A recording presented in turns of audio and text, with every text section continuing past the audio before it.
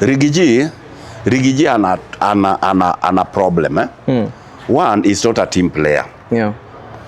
Even if you want to succeed, you cannot open every battlefield. You identify one battlefield, hiyo ndio unakanyaga proper.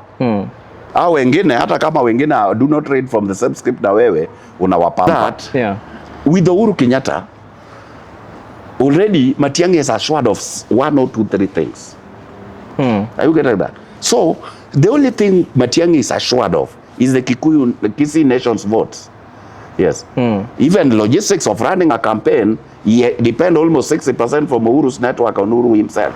Inakuja Tungwa Nguvu. I go by the name of Ochino, the only Kenyan who is a man, a boy, and also a friend. And of course, when you see us seated here, it's because you have requested for us to have this conversation. In today's conversation, we're focusing on the political parties in Kenya movement. We're seeing a trajectory whereby the political parties in Kenya are holding their NDCs, popularly known as the National Delegates Conference. Some of them have happened in the same week, others have happened a week before, but it's a time when they're happening around the same time. Is this something that is coincidental, and what does it mean politically going forward into 2027? To answer this, we have the one and only Mr. George Aliet. Yes. How are you? Karibu sana. Asante. I know you have become a resident political analyst. You are right. And our audience wanapenda sana the way you usually analyze things. Yes. And we saw it wise for this topic to invite you. Yeah. Na tunashukuru sana that with one phone call you have unveiled yourself. Be blessed. I'll always be there for that. Yeah. Maybe umekuaje since the last time yenye tulikuwa hapa? A lot has happened since then. A lot has happened, but everything is normal. Because as we have it, as long as you've woken up, you can run your errands, you are just good to go. Yeah. Yes. So let's go into it now. For you generally, as George Aliet, these happenings that have been around the political parties holding their national delegates conferences, from the new parties, newly launched parties, that is the Safina Party, which has rebranded. They've held their Women Charter meeting. They also held their NDC. We went to now PLP under Martha Karua, which has rebranded from NAK Kenya. They also held their NDC. Jubilee Party also held their NDC. And ODM is coming up with their ODM at 20 celebrations. Is this a political coincidence that they're happening almost at the same time? And what does it mean politically for Kenya? I think, fine. You understand political parties are always formed to attain power.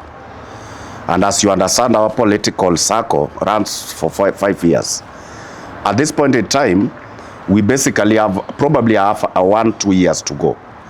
And with the political participation, proper serious political arrangements, it is going to start purely next year in June. So meaning what they are doing at this point in time is good riddance for whoever is programmed. Because as I always said, if you are planning to fail to plan. So these people have planned, and I think they are working on a strategic plan. That one also goes in tandem with, like now, you've seen the chairman of IBC, Erastus, is rolled out internal voter registration from today for that mass registration. And they have a projection of probably getting around 6 million votes on top of the previous ones. Yeah. So I think with the NDCs going around, it is a plan that whose time has come. So whoever is serious must do it straight away. Yes. And we haven't seen the ruling party of the day, the UDA, do their NDC. Is it maybe because as a ruling party you wait and see what other new formations are doing so that can also copy? Or is it maybe because the party leader, William Ruto, is out of the country? Not really. I think if you are very keen, NDCs are just platforms to ensure the party memberships approve some of the programs the party has. Like now, you've realized the Kenya's platform is always pegged on coalitions. So, man, for a coalition to work, these people will undergo the NDC way so that they ratify one of their internal bylaws or their prospects of how they are going to engage with others. And if you look at it very keenly, the parties that came up with their NDCs, to me, I call them briefcase parties. I call them briefcase parties. Why so? Except Jubilee. But why am I saying they are briefcase parties? We are not seeing them anywhere. They don't have legit members. They are not registered. Like if you go the Safina way, Safina doesn't have members. It was only the doing to Harari to attend the NDC in the name of they were going to be given tokens. But at the end of the day, the tokens backfired. It was chaos everywhere the moment the NDC ended. They only managed to give them some biscuits and soft drink, like sodas. And with that one alone, if you check the NAC Kenya, that has transformed to PLP, Martha Karua's party is a briefcase party. Yes, because briefcase or not briefcase, that doesn't mean you have a physical address. It means you have legitimate members. You can holistically say, we have 1 million registered members. They've never done membership drive anywhere. Are you getting that? And if you leave alone the Martha Karua's party, you come to Jubilee. Jubilee did their NDC because one, they were working in a coalition and they didn't have a proper framework. And if you check out their framework, the current leader of Jubilee was the previous president. And they have told you, political parties are formed to attain power. Currently, Uhuru cannot go and rerun again. Are you getting that? So for him to pave way for somebody to be the party leader, or they ratify as a party that anybody can go for the big office without being a party leader. Are you getting that? So those are some of the things that necessitated Jubilee to come up with the what? With the NDC. And probably one of the reasons why they came up with the NDC is to accommodate Okengo Matiang'i. And that's why from the opposition, the united opposition leadership, the way they call themselves in court, you did see Okengo Matiang'i attending there, while the others attended the other one. Yes. But don't you think... Two, you talked about the ruling coalition. It is not about Mheshimiwa Rais being away or whatnot. The only parties that have legit members in this country are only two. ODM Kenya, ODM I mean, for the Raila Odinga, ODM party, and the UDA. These are the parties who run the recruitment drive for the membership. And basically, I think even themselves, they are going to come with NDC. If at all there's any probable coalition arrangement going to work out. Yes, it is through the NDC that they can ratify one or two things. Yes. Yeah. And maybe don't you think just focusing again on your sentiment that these other parties apart from ODM and Jubilee, they're briefcase parties, they don't have legit members. Yes. But from the requirements of the Registrar of Political Parties, you must reach a certain number of members for you to be considered as a political party. Yes. And even in their NDCs, they were calling for more recruitment, for more members. Don't you think then saying that it's only ODM and Jubilee, ODM and UDA that are the legitimate political parties are being unfair to the other political parties? I'm not unfair. I'm telling what is factual on the ground. My friend, we are all politicians. But of the two politicians, you will get artificial politician and organic politician. A politician who's naturally is having politics in its DNA. That person, whether you take him or her where, you'll get that person being a politician. But there's a person who is a politician who is being driven by something, either for material gain or to attain a certain office. Because like, for example, you might realize somebody might be elected in an office. But the moment that person leaves that office, you not even realize whether he or she exists. But there's somebody, whether he's locked out of an office, is still a force to reckon with. Uko inje yuko bado anachapa siasa. He's a stakeholder and you can never assume him. Are you getting what I'm saying? Yeah. So when I tell you that these are briefcase parties, I know what I'm telling you. It is not justifiable that for a party to be registered, you have to attain a certain number. So that's it, just one justify that you have the number. You can go and sit somewhere and bring up the numbers. Like this system you people are in, this industry. This clause of you having subscribers. I've seen people who literally pays. My friend, can you subscribe to me? Can you subscribe to me? Do you holistically want to say that's your serious follower? That person is not your serious follower. You get what I'm saying? So this is what happens with the political parties. There are political parties who walks in. When they want registration, the due diligence required, you'll attend it. Are you getting what I'm saying? And that's why sometimes, even if you check IBC, when let's say there's this idea of recall clause, or there was this time we had this movement other parties had known as Okoa Kenya. You getting that? You work out signatures, but when you take them to the IBC for verification, you realize half of them are hogwash. They are not legitimate signatures. Are you getting that? Yeah. So just coming up with the names and whatnot. You can have a system where you lobby people. Somebody will not want to know why are you registering me. Write for me your name and your ID number and your telephone, and then you sign for me over a cup of tea. At the end of the day, the political party is registered. Yes.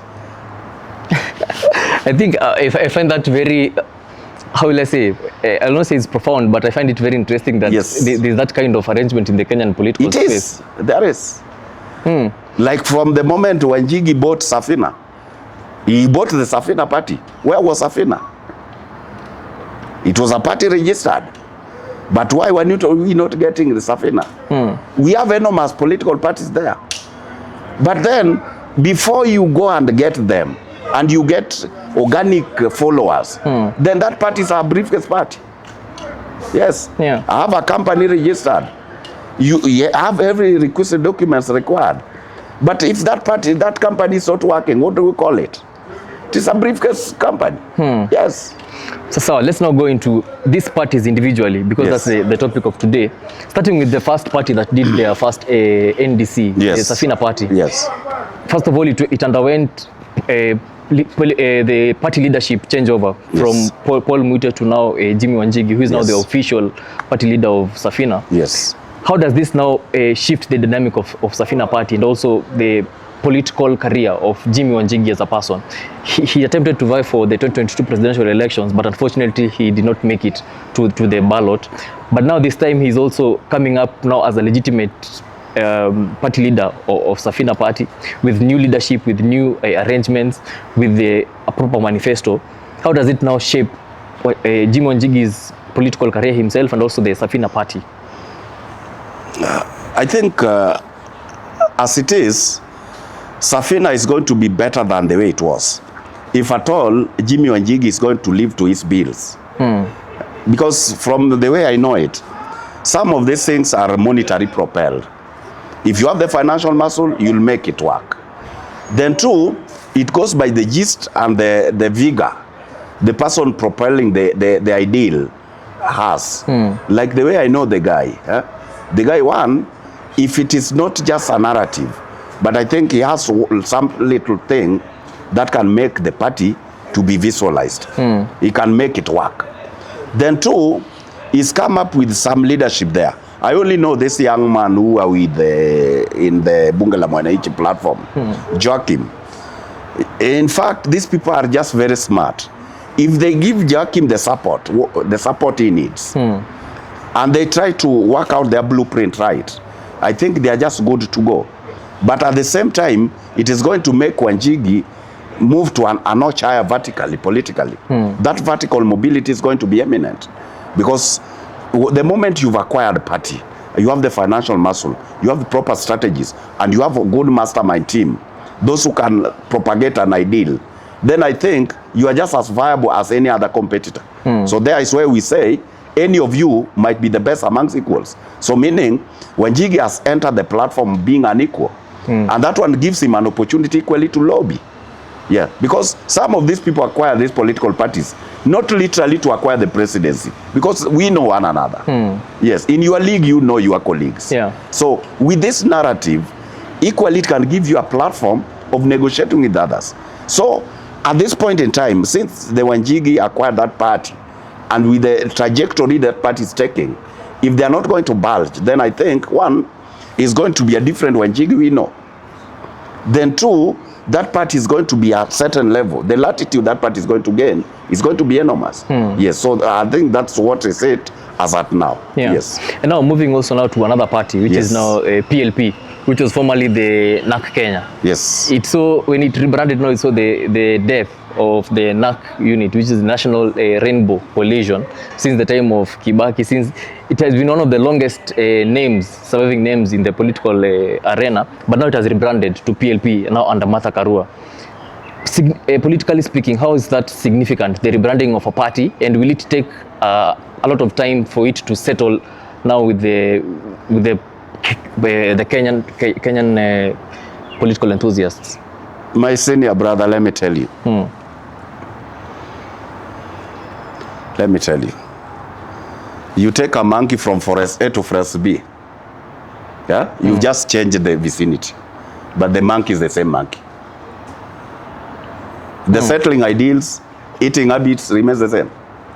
And that's what Jack Ma will tell you. Give monkeys a lot of mangoes or disease and money. The monkey will choose mangoes and disease. Without knowing the money can buy so many of those. You get what I'm saying? The Martha Karua we are seeing, not unless he develops new mastermind team who are going to make PLP to move to the next level as compared to NARC Kenya, then I think it is just a platform to negotiate with others. Yes. Beware, I was a participant in NARC Kenya. When NARC Kenya was NARC Kenya, there is where I had close interaction with Rafael Tuju. That time there was a revolutionary CEOs. They were evolving after a year, a new CEO. Are you getting that? We did have Rafael Tuju as the CEO of NARC Kenya. We did have somebody known as Sandy Oyolo as the CEO of NARC Kenya. The list is endless. Are you getting that? Yeah. And from there is where we evolved and went and team up to form PNU. You see? So with the kind of person I know in the name of Iron Lady B, Martha Karua. Martha Karua is, I'm not a friend, a learned fellow. Yeah. But Martha Karua is one learned fellow who is rigid and stubborn and cannot propel a political ideal. Yes. So if he's the leader of that party, see, it is just there to organize for arrangement so that he remains relevant. But there's nothing much. I can tell you. Not that I belittle her. Yeah. No. I've dealt with her. In politics, let me tell you, you have to cede so many grounds. Because when you are going to lead a people, beware, the biggest percentage are the district lot. You go academically, you go the per capita wise, you go health wise, you get age wise. When I tell you that, if you now do demography on education setup ya Kenyans, walio wengi ndio wajinga. Si eti hawajasoma, but ukiweka the caveat, where do you justify wale wamesoma? Utapata a quarter. Wale wengine do not even want to know where wamefika. Are you getting that? So hiyo tukikuja masomo. Ukikuja age, walio wengi ni wakina nani? The young generation. Unanielewa? Alafu wangapi utasema wale wako health wise. Bwana, watu ni wagonjwa. Are you getting what I'm saying? Yeah. So you as a leader, how do you operate? You don't come up with a social class. And this is the problem where she is. And she shares one platform with watu wengi ambao ni wasomi. In politics ukiwa msomi inakuwa tricky. Unaelewa? Hiyo masomo uko nayo ikusaidie usonge. Lakini usijaribu kujustify kwa watu kwamba wewe you are Mr. No or Mrs. Know It All. Hawata kusikiza. I'm telling you that party si eti ni mbaya. But kile najaribu kukuambia is very simple. With the kind of lady nimemjua, because nimefanya naye kwa NARC Kenya. That party is just there to make her remain relevant politically. So that when she's going to the negotiating table with others, she's going as a leader of a party. Why is Safina different from PLP? Mheshimiwa Wanjigi knows ulimi yake ni mzito. Bwana, kwa siasa hapo uelezee watu mambo ya uchumi, eti you are an economist. Hawaelewi hizo. Yeah. Unanielewa? And that's why wamechukua yule young man. Kuna Otieno Pikipokponki yule mdogo wake, yule lawyer. Yeah. Hao watu wote wana moto kwa mdomo. The language a common man listens to. Si hiyo ya wasomi. Unanielewa? And that's why unaona yule kijana wamechukua. If they use him well, hata utamini hiyo ni Safina. Yes. Hapa yuko sawa na hii yuko sawa. So it's only information and logistics. Yeah. It's doing to do for you and us. Are you getting what I'm saying? So that's the way hizo vitu ziko. So with that kind of approach, wakipata wale watu ambao wako sawa, kwa proper information dissemination, with the right IQ, then they are just good to go. But from Martha Karua vile namjua, si eti namcastigate. The lady yuko very intelligent, forthright and rude, and say listens to nobody. Yes. And you cannot build a party with that. Yeah. Yes. So moving now to Jubilee Party. Yes. Which some people are saying ni Simba ambaye alikuwa amenyeshewa. Yes. Lakini ni kama amekauka sasa, they are now coming back again. Yes. It's like a rebirth. Yes. With the NDC that they had. Yes.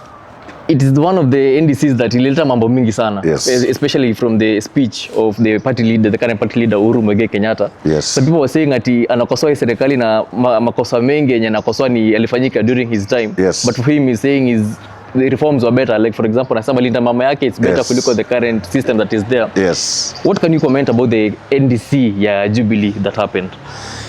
What I know with the NDCs are good because they bring those who are with the same ideology together so that they can do ratification, and that one forms their basis of moving forward. But if I can depict straight away what Mheshimiwa former president talked about, I can only liken him to the former president of Zimbabwe. That is Robert Mugabe. Robert Gabriel Mugabe. When Mugabe took power in 1980s, people did say he was the most learned guy. And equally at that time, Mugabe was the global leader with the high number of degrees. And people also depict him as a passionate revolutionist. That was true because he made Zimbabwe from Rhodesia then. Initially, Zimbabwe was called Rhodesia. The first 10 years, Mugabe worked well. But when Mugabe came out of power after such a long time, people had so many excuses.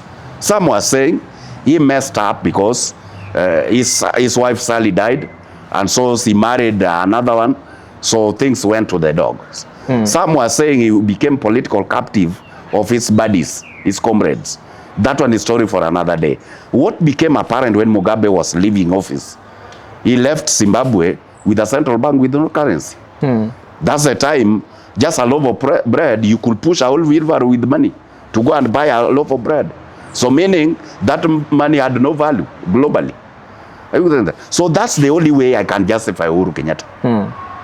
Yes, he did what he did, but if you want to justify what I'm saying, wakati watu wakicastigate the current president, people are comparing him with who?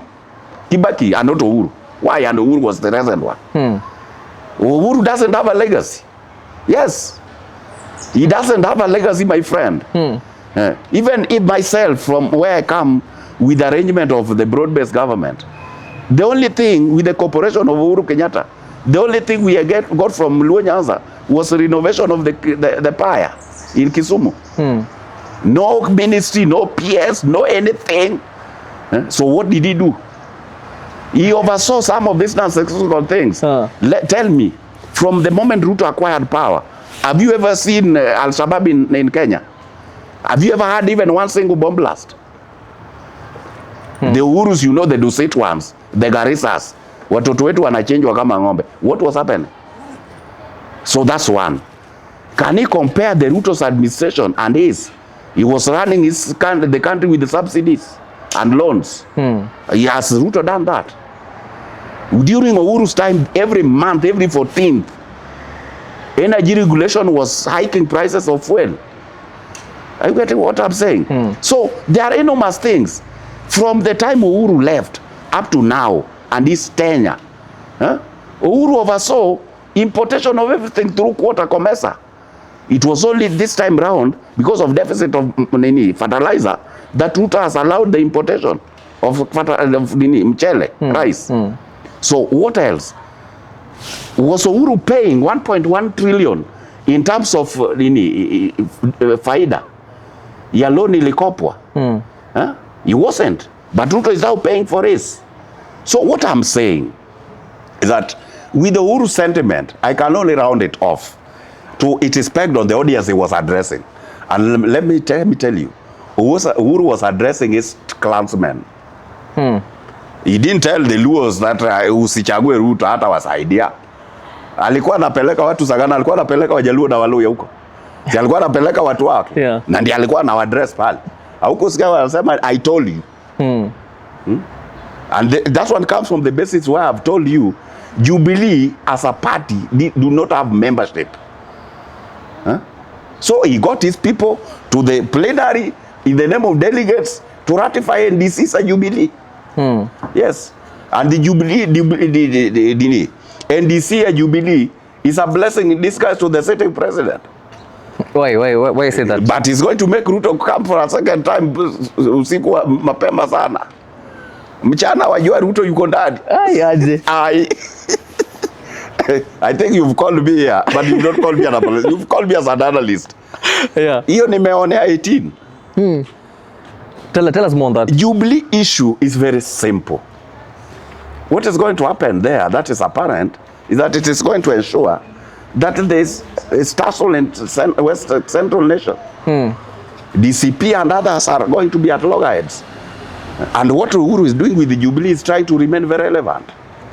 I mean, remember, Uhuru left power when he was 62. I'm getting that. So currently when he is 64. When Ruto will be leaving power for 10 years, he's going to be 64.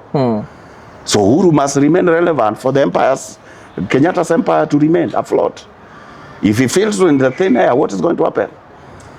Remember, it was shamba yake na mbuzi zake ndio zilichukuliwa. So he must make sure he is relevant politically so that the empire remains intact. Yeah. Yes. So he's working on Jubilee to ensure Ruto comes back. He's only going to break tussle in his home ground. And that tussle alone has already ensured Matiangi's presidency and this other, there's no united opposition. So the worst case scenario, we are going to go for arena. And with the rerun, let me tell you, number 1 and number 2 cannot make a leader. Number 1 and number 3 always make a leader. Yes. What? I think either it's me that I don't know the political alignments that are happening, but I hadn't viewed it at from that angle. Yes. So political relevancy is one of the things that will ensure that there is protection for you as a politician even in the long term. Yes. Let me tell you, I can depict for you so many people. Do you think Jimmy Wanjigi wants to be the president? If fate has it, mana ikianguka amlilai. But he doesn't want to be the president. He wants a platform to negotiate. Since Ruto assumed power, have you heard Gideon Moi talking? Alishono mdomo. He knows what power is. And with that silence speaks volumes. He's made his way to the government without naming it. Are you getting what I'm saying? And for people to remain afloat, like let's say, for example, if you come from where I come from, Dr. Ivias Odhiambo Kidero. When Odhiambo Kidero was running for a governor, why was he running for a governor? Some of these titles, it gives immunity to your empire. And the moment this one challenged him, he went to Omabe. That one challenged it. Probability question of him coming back to Nairobi, either as an MP or a governor, is very high. Not that they need money, or he's ready to die for the seat. No. That title to immune the what? The empire. And that's what Uhuru is doing. Uhuru wants to be relevant. The moment he can still control, not holistically the whole Kikuyu nation, a section of it, that one will make the government to listen to him. Like the other day, by virtue he enjoys being a former president. You did see Mheshimiwa Ruto accommodating his friends, accommodating Mutahi Kagwe in agriculture, accommodating Kabogo in ICT, accommodating Lee Kinyanjui in what?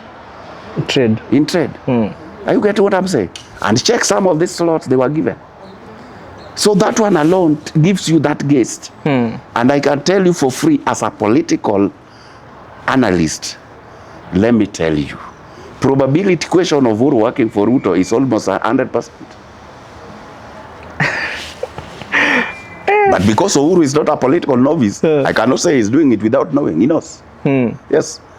He feels by virtue of this guy is already in power, already ameingia kwa bracket ya dynasties, na haja infringe my rights. Due diligence source, wale watu walijaribu kuangamiza the Kenyatta's network ni Rigiji. So he feels a bit comfortable, ingawa ndio kusudi asiwa the mercy of the sitting president, lazima akolisi watu wake nyuma yake. Kusudi wakati anasoma yeye na watu wake. And let me tell you, that network of Jubilee, Uhuru is going to spend big time. Yeah. to ensure he dislodges Gachagua on that. Yes. But now with that in mind, Yes. seeing that now Jubilee is coming and obviously the background umesema ni Mount Kenya, even if itoka Mount Kenya yote, Yes. does it now mean DCP will end up controlling a certain region of Mount Kenya and Jubilee a certain region of Mount Kenya? And in the Kenyan political history, tushaikuwa na a situation where the Kikuyu nation, that's the mountain, they're not in the same voting basket. It shall happen before, ama this will be the first We one? did have Njindo Matiba and Kibaki twice. Njindo Matiba and Kibaki. What happened? Moi was leading and they were immediate second and third. The first time they were immediate and third, and Jaramogi came fourth. The third time, when Njindo Matiba decided to ban his vote, Kibaki became open second and Raila third. And that's the time Raila said, there's nowhere number 1 and number 2 can be right. Number 3 and number 1 can be right. And that's when he joined Kibaki. He joined Moi. And they worked. So the probability that is apparent here, that I want you to understand me, is that with the Kikuyu nation, with the Kikuyu nation, Kibaki, Uhuru Kenyatta, through Jubilee, is going to get a sizable MPs and votes. Are you getting that? The votes might be elusive in an event Rigiji is running for the high office. Are you getting that? But the probability of both of them having numbers in central nation is there. Probably with the dynamics that are there at this point in time, DCP might be having an edge. But that one does not mean Jubilee will not get. But now the other ripple effect, Jubilee is probably, with the Matiang'i's candidature, going to get votes and MPs in the Kisii nation. Yeah. Not holistically in Kisii nations. They are leadership who are vibrant, but you realize that when party changes them, changes them, then probability of them picking any party, I'm going forward with it is right. So it doesn't matter which party they are going to pick. Yeah. So these are the probability questions that are going to arise. Because you realize, in an event we are going to the ballot, serious political parties are going to come apparent. You are going to talk about DCP and whatever arrangement they are going to have. They are going to talk about Jubilee with whatever arrangement they are going to have. And then you are going to talk about ODM and the ruling coalition party. They are going to come up with arrangement. So meaning any discontented candidate of either of any of them might probably switch camp. Yeah. Are you getting what I'm saying? So this is going to be apparent. And two, with the scenario going forward, in an event the scenario is going to give a version that Rigiji is losing traction in his backyard, then probably he's not going to run. Are you getting what I'm saying? But in an event he's not losing that traction, then probably might be left to run. Yeah. Are you getting what I'm saying? So those are some of the dynamics that are there. Yeah. But the bottom line is, as that we are talking now, get me right. With the Jubilee in the 40, Jubilee iko kwa ground. Mama yangu, Ruto yuko ndani. I'll leave that for the audiences to gauge. Yes. And maybe even if you're an audience and you're watching, and maybe you agree with the part that Mr. Aliet here is saying, you can tell us in the comments. And come on, I disagree, you can also tell us your opinion. Shifting forward, bado tu in the same Jubilee, because yes, the political party NDC renyeleta maneno sana. We had Matiang'i attending, and a lot of people walikuwa wamejua he is part of the united opposition.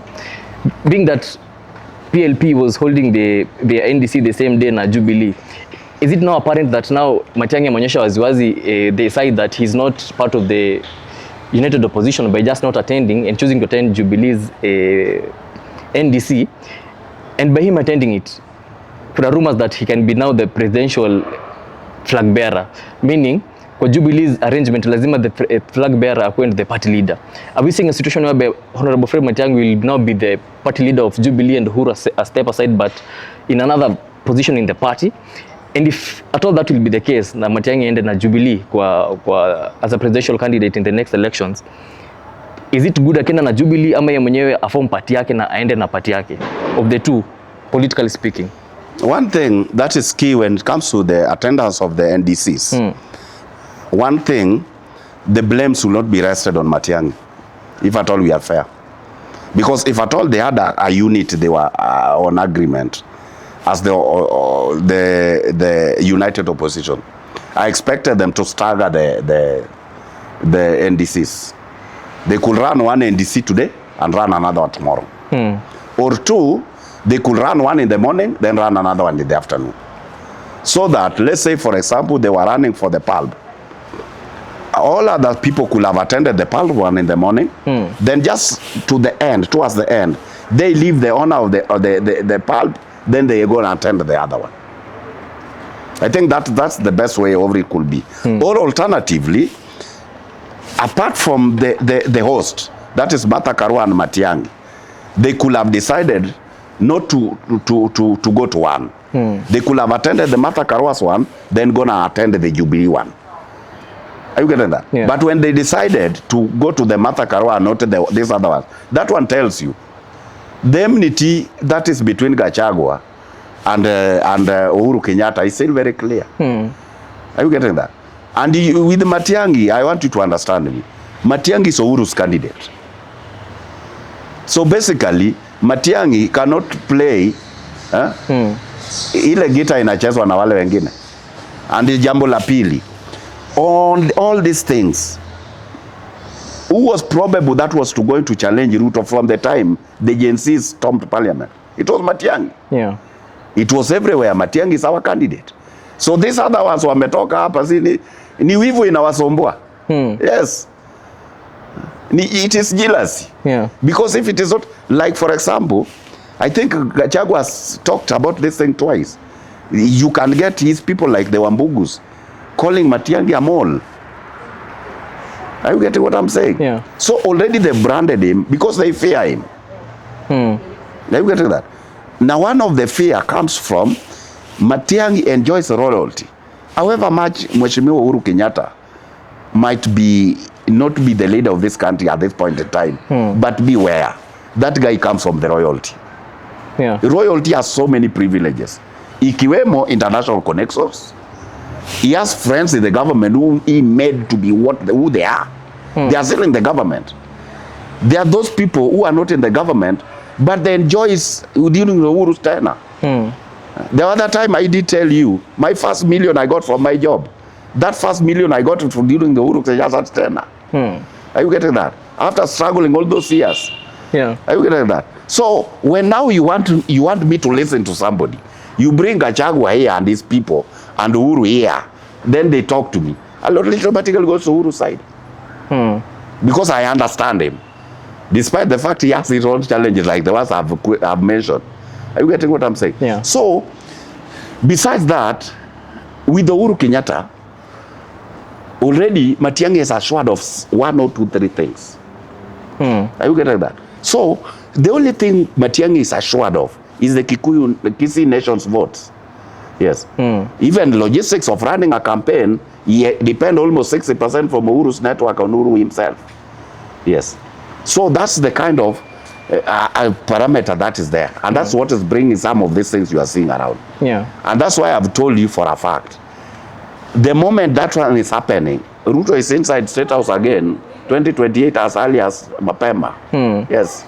That is because a lot of people are saying the only thing that can make President Ruto go home and also stay in office for another term is the unity or disunity of the opposition. Yes.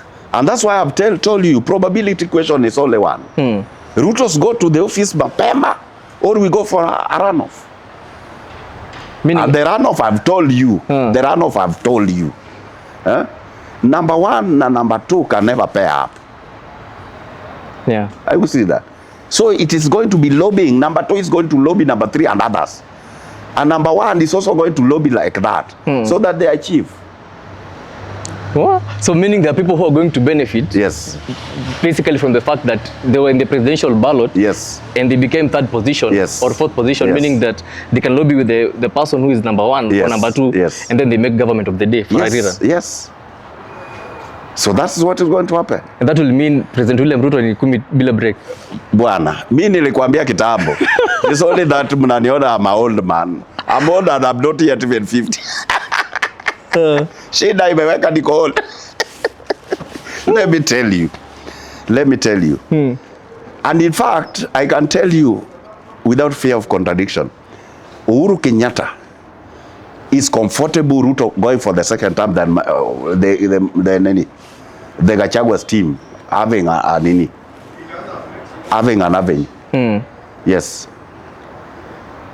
Because they work together, wanajuana, wanaelewana at some point. Not even wanajuana. He's worked with the Gachagua, but Gachagua doesn't understand political language. Political language, hata kugwara. You do maybe you pass this fence. Yes. But ukiangalia the way Gachagua tried to do his things. Like, let me tell you, kama kuna watu wange revenge kwa nchi hii, one of them is Raila Odinga. But when Kibaki took power and some of his henchmen tried to follow Moi, the first person who went to the press and say, you leave that old man alone, was Raila Odinga. Are you getting that? I expected Mheshimiwa Ruto, the moment he took power, he was to go for after Uhuru Kenyatta. But hakufanya hiyo because he's a politician. Yeah. But Gachagua tried to authenticate that. And that's why when Raila was doing maandamano hapo juu ya unga na mambo na masufuria, alikuwa anaenda mapema kwa ofisi as early as 4 kupanga security vile because ya Raila watapigwa risasi. So when these things comes, it shows what you have in your heart. You have a black heart, and with the black heart nobody will accommodate you. Yeah. Are you getting that? Yeah, so those are some of the things ambazo unakuta. In fact, Jubilee inaamushwa kucontrol Gachagua. Kwani with the Raila not in the mix, Uhuru ajui kuna mahali Matiang'i anaenda. Ajui? Anajua. So meaning for you, you believe that despite the fact that even Uhuru alikuwa anapiga serikali in his address, yes, the government might be even supporting Jubilee so that they can handle Rigathi Gachagua. Wacha nikwambie. Do you expect Uhuru aenda aongee kwa NDC kwa kushukuru ku press Ruto? Let me tell you. Let me tell you. Politicians wanakupa ile information that is best for you for consumption. Unanielewa? Already najua how you are thinking. So for me to remain relevant, nakwambia hiyo. Kwetu Ujaluoni, walio wengi watu wa kitambo walijua eti tuko maskini kwa sababu Wakikuyu wamechukua mali yote wamepeleka kwao. Kusudi you remain relevant, what do you do as a politician? You continue the same narrative. Mungu moja mkinipa hiyo kiti, ile mali Wakikuyu wamechukua yote tunaenda kuchukua. You talk tough. Then watu wanasema yenyewe hii watatujua mara hii. Watatujua mara hii. Yeah. Akishachaguliwa hizo stories zilienda na maji kitambo. Hiyo ni yako. Yeah. Raila wakati kwa nini watu wengi walikuwa wanaamini Raila akisimama haisi shindwa, na hata akishindwa hiyo kiti atachukua lazima. 97 wakati mzee alikuwa na campaign, alikuwa anasema hii kiti tutachukua, lakini kitushinda tutafanya nini? Anasema msitu. Watu walikuwa na muassociate na gorilla war. Yeah. Tutachukua, tutatumia rebels kuenda kuchukua. Hapo ndio ulikuwa unakuta history inakuja kwamba Uhuru alisomea upilot Russia, anaendesha jet peke yake. Umewahi kuona mali Uhuru ameendesha jet? Umewahi kuona? Hapana. Yes. So easy was to justify kwamba this is easy familia kuchezea. Raila mwenyewe ni soja, kichwa maji, na ndugu yake anaendesha jet peke yake mpaka aingie hiyo State House. Yeah. Mkishawaweka wamekuwa hapa sasa wako juu yenu. Kitu cha kwanza mmewapatia privileges, mmewapatia resources. So with the resources sasa ukianza kusema kweli sasa unapigwa. So they can now control you. Yeah. Wewe ukitaka kuwa chafu, bad ni element katikati ya watu. Are you getting what I'm saying? Meaning that's the only reason why Rigiji is very unpopular now with the ruling elites that have been there for years. It's because he's coming with either a new brand or a different brand of politics. That either expose the current dynasties ama inawapiga. Rigiji ana problem. One is not a team player. Yeah. Even if you want to succeed, you cannot open every battlefield. You identify one battlefield, hiyo ndio unakanyaga proper.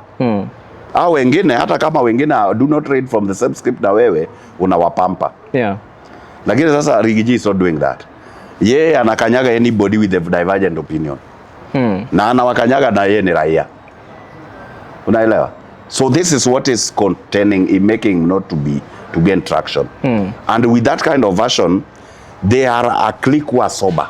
They listen. Shona. Unaona ukienda kwa Mchomba hata kama he might not be that popular. Yeah. But utakuta ana watu zake 5,000 hapo ambao wanamsikiza. Ukienda kwa mwingine ana watu 1,000. Ukienda kwa wengine 1,000. At the end of the day these people are 10. Wamepata almost 300,000. Yeah. Outside you. Si wamekudestabilize. Shona. So Rigiji is fighting every front. I believe hata kama Rigiji alifanyia the Kenyatta family nini, kuna sometimes you make personal appearance. You ambush them. Yeah. We chukua gari enda kwa Kenyatta. Wakufukuza vile Gideon alifukuza Ruto akienda kuona baba yake. That one also inaenesha shara ni kama deni. I told you the other time. I owe you. Lakini by the virtue nimechukua step ya kwanza kukulipa. Hata ukinilitigate, what will happen? Watakuwa wanaona ishara kwamba already jamaa hakukata kulipa. Alikuwa na nia ya kulipa. Lakini sasa wewe una apologize kwa media. Yeah. Na sasa what you are doing, una apologize kwa huyu na unakanyaga huyu. Yes. So that's the version of how their politics is. Yeah. Sasa finally, najua I had intended for this interview ikuwe fupi, lakini you're unleashing a lot of bombshells. Zina sound very interesting. Finally, tukimaliza on the issue of political parties, we cannot talk about political parties na tuache ODM nje. Yes. Their ODM at 20 celebration is coming up na inapelekwa Mombasa. But now from that we want to tackle in the Kasipul by elections, as we had even talked about previously. Finally, ODM imeamua kupea Boyd Were, the son of the late Charles Ong'ondo Were. From the reactions that have been there on the ground, because you're a person who follows ODM politics closely, what are your general comments about that ticket, and also now that the elections is nakuja in November? Let me tell you. There's something very funny. Moso mkikuwa religious followers of a concept. Hii watu kidogo wanaita cult. ODM as a party kidogo tunaifuata kama dini yetu takatifu. Yeah. But there are elements within the party who doesn't believe in what we believe in. And by virtue of our faithfulness, they try to presume kwamba we are their subjects. They can do what they want. Lao ukiniuliza at personal level, huyo kijana angeanguka mapema kama juice. Yes. Not because he doesn't deserve it, but because of the process. Huyu kijana atajua the value of leadership. Kama ameenda kukinyang'anyiro na wengine, ameenda kukampeni, ametukanwa, amerushiwa mawe, amefanywa everything, amespend hata kama si pesa zake. Unanielewa? Yeah. Ameinteract na watu. So with that, with a vigorous process that is very competitive, anakuwa kiongozi ambao ni kama amechemshwa. Ushaona?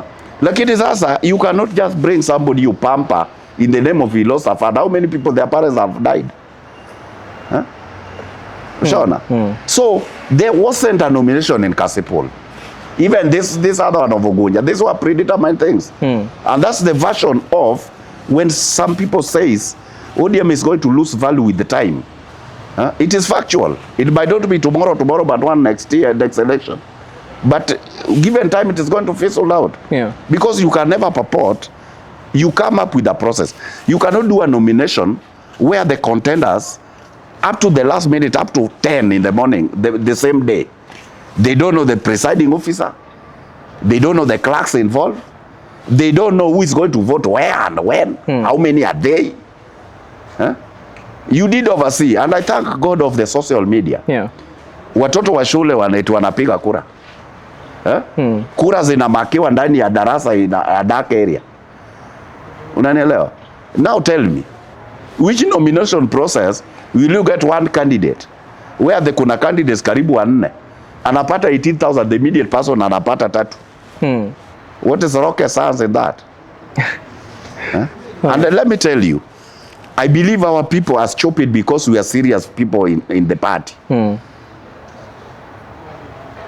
They might decide to vote huyo kijana.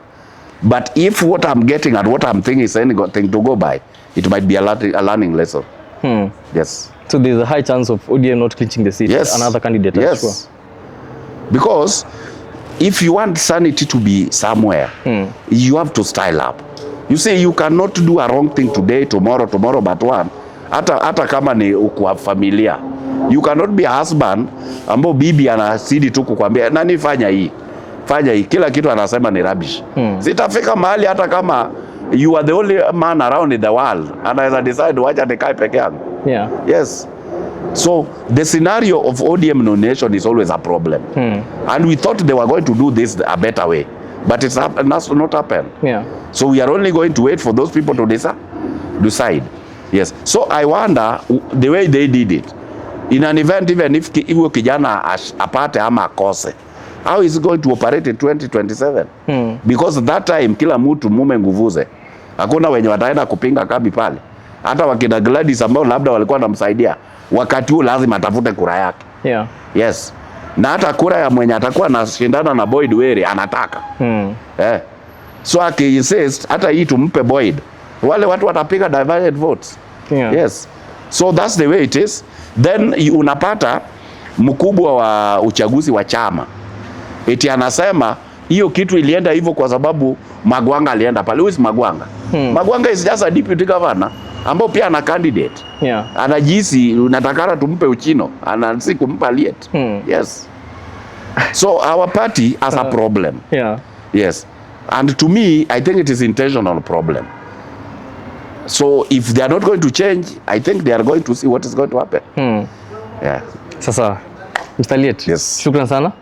I know it has been on a short notice, yes. Lakini at least finally you have built yourself. Yes. Tunakushukuru sana. And know that in our channel you have a very loyal following. Yes. They agree with your sentiments. Yes. There are also a very serious following that doesn't agree with your sentiments. Yes. But at the end of the day, in our channel we accommodate everyone. Yes. As we on our quest for civic education, on our quest for also just learning how the Kenyan political space usually works. That's our main aim of this channel. Tunakushukuru sana for coming. Yes. Unless you have any other closing remarks, kwangu personally tumemaliza. Mimi closing remarks zangu is just very simple. Gentlemen, as Kenyans, we cannot build a country through Facebook, Twitter, WhatsApp and whatnot. Young people who've attained the age of acquiring a voter's card, come out, take advantage of this process. IBC has unveiled from today and let you be counted in the ballot come 2027. So that at the end of the day, we don't complain. The leader that we've gotten, we've not participated towards bringing in. So if we do that, I think we're going to have a happy nation tomorrow. Thank you. Sawa, shukran sana. Thank you. Na tukikuita tena don't hesitate. Nitakuja. Kukuja, tutashukuru sana. Asante sana. Sasa, and also if you're watching from home and maybe this is your first time watching this channel and you haven't subscribed, tafadhali do so. Hit the subscribe button so that you can also have this and many other similar interviews. I've been your host Chino, the only Kenyan who's a man, a boy and also a friend. We are out.